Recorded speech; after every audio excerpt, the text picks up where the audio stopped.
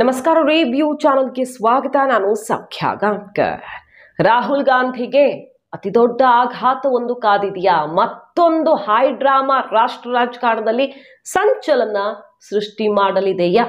ಅಂಥದ್ದೊಂದು ರಿಪೋರ್ಟ್, ಈಗ shocking report ಕೈಪಾಳಯಕ್ಕೆ ಸಿಕ್ಕಿ ಬಿಜೆಪಿ ಕೇಂದ್ರ ಸರ್ಕಾರದ ವಿರುದ್ಧ ಕೆಂಡಾಮಂಡಲವಾಗಿರೋದು ರಾಗ ಆ್ಯಂಡ್ ಟೀಮ್. ಸಿದ್ದರಾಮಯ್ಯ ಸಂಕಷ್ಟದಲ್ಲಿ ಸಿಕ್ಕಾಕೊಂಡಿರೋ ಹೊತ್ತಲ್ಲಿಯೇ ಮಹತ್ವದ ಬೆಳವಣಿಗೆ ಮಾಹಿತಿ ಮುಂದೆ ಇಡ್ತಾ ಇದೀವಿ. ಮಿಸ್ ಮಾಡಿದ್ರೆ ನಮ್ಮ ಚಾನಲ್ನ ಸಬ್ಸ್ಕ್ರೈಬ್ ಮಾಡಿ, ನಿಮ್ಮ ಅಭಿಪ್ರಾಯ ಕಮೆಂಟ್ ಮಾಡಿ ತಿಳಿಸಿ. ಎಸ್ ವೀಕ್ಷಕರೇ, ಒಂದ್ ಕಡೆ ಕರ್ನಾಟಕ ಕಾಂಗ್ರೆಸ್ಗೆ ಆಘಾತ ಮೇಲೆ ಆಘಾತ.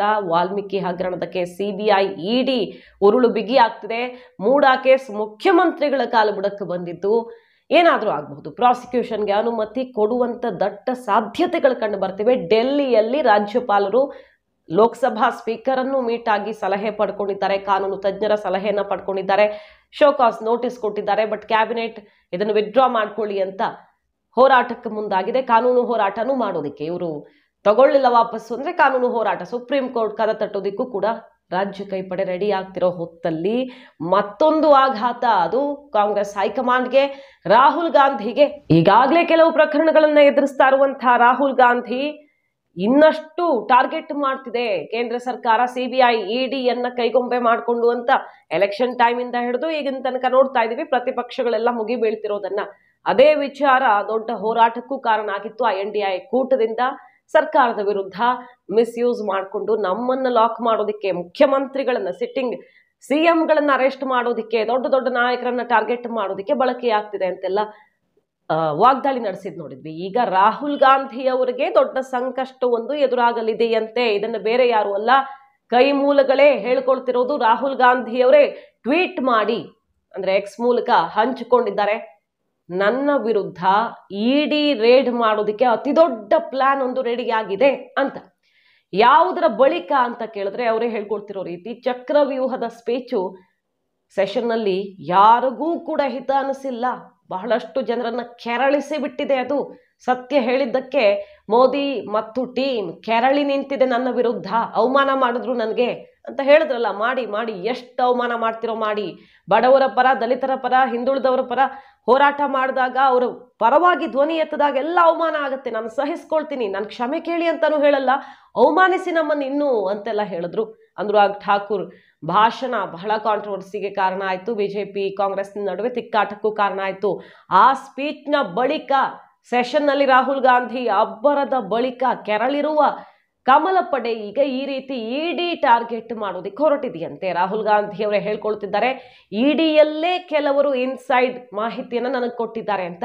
ಅಂದ್ರೆ ಇಡಿ ಮೂಲಗಳಿಂದ ಕೆಲವರು ನನಗೆ ಕನ್ಫರ್ಮ್ ಮಾಡ್ತಿದ್ದಾರೆ, ಇಡಿ ಅತಿ ದೊಡ್ಡ ದಾಳಿಯೊಂದು ರಾಹುಲ್ ವಿರುದ್ಧ ಪ್ಲಾನ್ ಆಗಿದೆ ಅಂತ ದೇಶದ ಮುಂದೆ ಆ ಮಾಹಿತಿಯನ್ನು ಮೊದಲೇ ಹೇಳ್ತಾ ಇದ್ದೀನಿ. ಮತ್ತು ನಾನು ರೆಡಿ ಇದ್ದೀನಿ, ಇಡಿ ವೆಲ್ಕಮ್ ಮಾಡ್ತೀನಿ, ಎಲ್ಲ ಸರ್ವ ಆತಿಥ್ಯದೊಂದಿಗೆ ವೆಲ್ಕಮ್ ಮಾಡ್ತೀನಿ, ಬನ್ನಿ, ಯಾವ ಕ್ಷಣನಾದ್ರೂ ಬನ್ನಿ, ರೇಡ್ ಮಾಡಿ, ನಾನು ತಯಾರಿದ್ದೀನಿ ಅಂತ ಕರೀತಾ ಇರೋದು. ಮತ್ತೊಮ್ಮೆ ನಮ್ಮನ್ನ ಸಂಕಷ್ಟದಲ್ಲಿ ಸಿಕ್ಕಾಕ್ಸುವಂತಹ ಅತಿ ದೊಡ್ಡ ಪ್ಲಾನ್ ಆಗಿದೆ. ರಾಹುಲ್ ಗಾಂಧಿಗೆ ಇಡಿ ಮೂಲಕ ದೊಡ್ಡ ಚಕ್ರವ್ಯೂಹವನ್ನ ನಿರ್ಮಿಸೋದಕ್ಕೆ ಕೇಂದ್ರ ಸರ್ಕಾರ ತಯಾರಿ ಮಾಡಿದೆ ಅಂತ ಕಾಂಗ್ರೆಸ್ ಹೇಳ್ತಿರೋದು. ಈಗ ರಾಹುಲ್ ಗಾಂಧಿ ಅವರು ಕೂಡ ಅದನ್ನು ಖಚಿತಪಡಿಸ್ತಿದ್ದಾರೆ, ಬೇರೆ ಯಾರು ಅಲ್ಲ, ಇಡಿ ಅವರೇ ಒಳಗಿನವ್ರು ಯಾರೋ ಒಬ್ರು ಹೇಳಿದ್ದಾರೆ ನನಗೆ ಅಂತ. ಸೊ ಈಗ ಮತ್ತೊಂದು ಹೈ ಡ್ರಾಮಾ ರಾಷ್ಟ್ರ ರಾಜಕಾರಣದಲ್ಲಿ ಕಾದಿದೆಯಾ? ಡೆಲ್ಲಿಯಲ್ಲಿ ನೋಡಿದ್ದಾಯ್ತು, ಕೇಜ್ರಿವಾಲ್ ಲಿಕ್ಕರ್ ಸ್ಕ್ಯಾಮ್, ಅಲ್ಲೂ ಕೂಡ ರಾಜಕೀಯ ದುರುದ್ದೇಶ ಅಂತಾನೆ ಹೇಳ್ತಾ ಇರೋದು. ಬಟ್ ಸಿಬಿಐ ಇಡಿಗೆ ಸಿಕ್ಕಿರುವ ದಾಖಲೆಗಳು, ಸಾಕ್ಷಿಗಳು, ಚಾರ್ಜ್ ಶೀಟ್ ಅಲ್ಲಿ ಕೂಡ ಏನೇನು ಕೊಟ್ಟಿದ್ದಾರೆ ಕೋರ್ಟ್ಗೆ ಅನ್ನೋದನ್ನು ನೋಡಿದ್ದೀವಿ ನಾವು.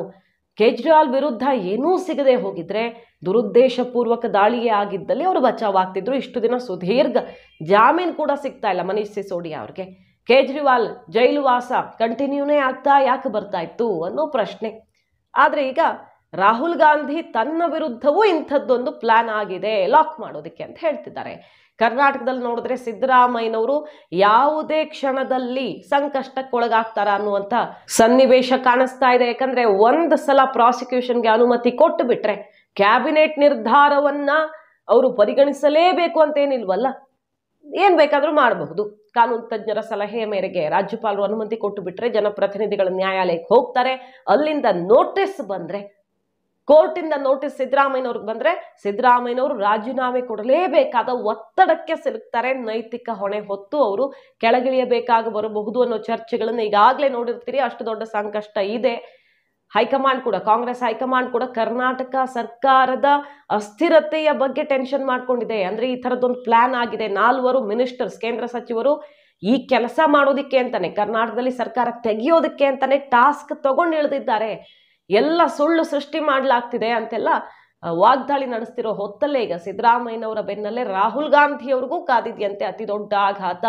ಬರ್ಲಿ ಇಡಿ ಅಂತ ಓಪನ್ ಚಾಲೆಂಜ್ ಹಾಕಿದ್ದಾರೆ. ಸೊ ಮೋದಿ ರಾಹುಲ್ ನಡುವೆ ಜಟಾಪಟಿ ಜೋರಾಗಿದೆ. ಮೊನ್ನೆ ಅಷ್ಟೇ ನೋಡಿದ್ವಿ ನಾವು, ಅನುರಾಗ್ ಠಾಕೂರ್ ಅವರ ಸ್ಪೀಚ್ ಅನ್ನ ಮೋದಿ ಶೇರ್ ಮಾಡ್ಕೊಂಡ್ರು. ಕೇಳಲೇಬೇಕಾದ ಸ್ಪೀಚ್ ಅಂತ. ಯಾವ ಪೋರ್ಷನ್ ಇತ್ತು? ರಾಹುಲ್ ಗಾಂಧಿ ಮತ್ತು ಕಾಂಗ್ರೆಸ್ ಹಿಡಿದಿರೋದು ಯಾಕೆಂದ್ರೆ ಕಡತದಿಂದ ತೆಗೆಯಲಾಗಿರುವಂತ, ಅವರು ಅಸಂವಿಧಾನಿಕವಾಗೆಲ್ಲ ಬಾಯಿಗೆ ಬಂದಂಗೆ ಮಾತಾಡಿದ್ದನ್ನು ಕೂಡ ಆ ವಿಡಿಯೋ ಸಹಿತ ಶೇರ್ ಮಾಡಿಕೊಂಡು, ಕಡತದಿಂದ ತೆಗೆದುಹಾಕಲಾಗಿರೋದನ್ನ ಶೇರ್ ಮಾಡ್ಕೊಂಡು ಮೋದಿ ಬೆನ್ನು ತಟ್ತಾರೆ. ಅಂದ್ರೆ ಏನ್ ಹೇಳೋಣ ಅಂತ ಈಗ ಹಕ್ಕುಚ್ಯುತಿ ಮಂಡನೆಗೆ ಮುಂದಾಗಿರೋದು. PM ವಿರುದ್ಧ ಕ್ರಮ ಕೈಗೊಳ್ಳಲೇಬೇಕು ಅಂತ ಹೋರಾಟ ಒಳಗಡೆ ಹೊರಗಡೆ ಎಲ್ಲ ನಡೀತಾ ಇದೆ. ಯಾಕಂದ್ರೆ ಅನುರಾಗ್ ಠಾಕೂರ್ ಅವರು ಜಾತಿ ಕಾಸ್ಟ್ ಸೆನ್ಸಸ್ ಬಗ್ಗೆ ಮಾತಾಡ್ತಾ ನಾಲ್ಗೆ ಹರಿಬಿಟ್ಬಿಡ್ತಾರೆ.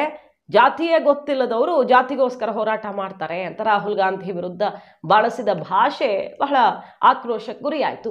RG1 ರಾಹುಲ್ ಗಾಂಧಿ ಅಲ್ಲ, ರಾಜೀವ್ ಗಾಂಧಿ ಕಾಲದಲ್ಲಿ ರಿಸರ್ವೇಷನ್ಗೆ ವಿರೋಧ ವ್ಯಕ್ತಪಡಿಸಿದವರು, ಅಡ್ಡಗಾಲು ಹಾಕಿದವ್ರು ಯಾರು ಅನ್ನೋದನ್ನ ನೆನಪು ಮಾಡ್ಕೊಳ್ಳಿ ಅಂತ ಸ್ಟಾರ್ಟ್ ಮಾಡಿ ಜಾತಿ ಗಣತಿ ವಿರುದ್ಧ ಕಿಡಿಕಾರ್ತಾ, ಮಹಾಭಾರತದ ಪಾಠ ಮಾಡ್ತಾ, ಅಭಿಮನ್ಯುವಿನ ಕೊಂದಿದ್ದ 6 ಜನ ಅಂತಾರೆ. ಪಾಪ ಮಹಾಭಾರತ ಬುಕ್ಕೇ ನೋಡಿದಾರೋ ಇಲ್ವೋ ಇವರು. ಅಂಕಲ್ ಸೋರಸ್ ಹೇಳಿಕೊಟ್ಟ ಪಾಠ ಕಲ್ತ್ಕೊಂಡು ಬಂದು ಇಲ್ಲಿ ನಮಗೆ ಆಕ್ಸಿಡೆಂಟಲ್ ಹಿಂದೂ ಪಾಠ ಮಾಡೋಕೆ ಬರ್ತಾರೆ ಅಂತೆಲ್ಲ ಆಕ್ರೋಶ ವ್ಯಕ್ತಪಡಿಸಿದ್ದು, ಕಾಲ ಎಳೆದಿದ್ದೆಲ್ಲ ನೋಡಿದ್ವಲ್ಲ. ಅಲ್ಲಿ ಆ ಜಾತಿಯ ಬಗ್ಗೆ ಅವರು ಮಾಡಿದಂತಹ ಕಮೆಂಟು ಕಾಂಗ್ರೆಸ್ಗೆ ಅಸ್ತ್ರ ಆಗಿ ಮೋದಿ ಅದನ್ನ ಸಪೋರ್ಟ್ ಬೇರೆ ಮಾಡಿ ಶೇರ್ ಮಾಡ್ಕೊಳ್ತಾರೆ ಅನ್ನೋ ರೀತಿ ಈಗ ಅವ್ರ ವಿರುದ್ಧ ಹೋರಾಟಕ್ಕೆ ಮುಂದಾಗ್ತಾ ಇರೋದು. ಇದರ ನಡುವೆ ಈ ಕಾರಣಕ್ಕೆ ಕೆರಳಿರುವ ಮೋದಿ ನನ್ನ ವಿರುದ್ಧ ಇಂಥ ಪ್ಲಾನ್ ಮಾಡಿದ್ದಾರೆ ಅಂತ ಮುಗಿಬೀಳ್ತಿದ್ದಾರೆ ರಾಹುಲ್ ಗಾಂಧಿ. ಕಾದು ನೋಡ್ಬೇಕು. ಮಾಹಿತಿ ನಿಮ್ಗೆ ಇಷ್ಟ ಆಗಿದ್ರೆ ಮಿಸ್ ಮಾಡದೆ ನಮ್ಮ ಚಾನಲ್ನ ಸಬ್ಸ್ಕ್ರೈಬ್ ಮಾಡಿ, ನಿಮ್ಮ ಅಭಿಪ್ರಾಯ ಕಮೆಂಟ್ ಮಾಡಿ ತಿಳಿಸಿ. Thank you.